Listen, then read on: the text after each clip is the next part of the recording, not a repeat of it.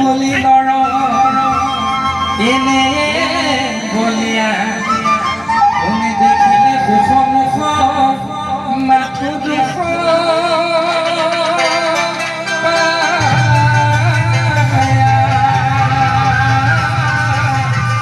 তুমি দেখিলে সুখ মাথো দুখ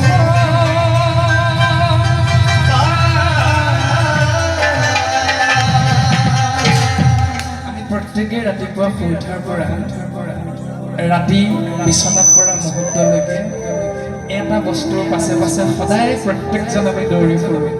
তাৰ নাম হ'ল সুখ। কিন্তু বিচাৰোঁতে পাওঁ মাথো দুখৰ উপৰি দুখ। সেইকাৰণে গুৰুজনে আমাক শাস্ত্ৰ ভাগৱতৰ মাধ্যমেৰে সুন্দৰভাৱে মন ভাইক বুজাবৰ যি উপদেশ প্ৰদান কৰিছে, দেহাতি এৰি জীৱতী যাবগো এই দেহা ভৰসা নাই গতি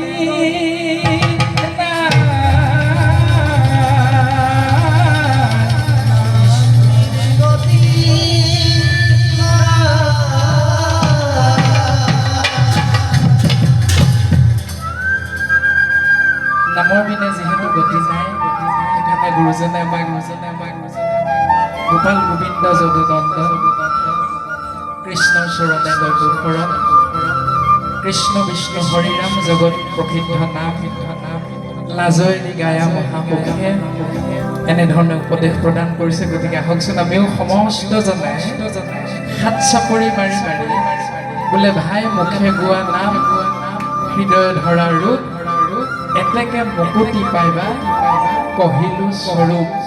সেই স্বৰূপটো জানিবৰ বাবে আমি নামৰূপী নৌকাত উঠো। ৰাম নামৰ নৌকাখনিতো মনোভাৱ কৃষ্ণ নামৰ নৌকাখনিত উঠা ভৱ বৈতৰণী পাৰ হোৱা মনোভাৱ মাৰা হৰি নামৰ কথা